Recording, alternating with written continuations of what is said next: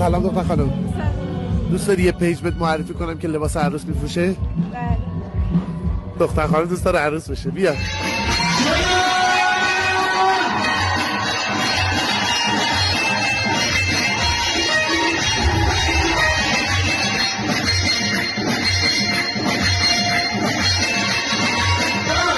این پیجی که اینجا تک کردم یکی از گل دخترای قومای ما هستن که در نروژ مزون دارن. چه لباسایی دوست داری؟ لباسایی که خودش در کارگاه خودش جور بکنه. بریم بینگریم استوری بعدی رو بینگریم. اول همین پیج برو یک فالو کن گم نکنی ها.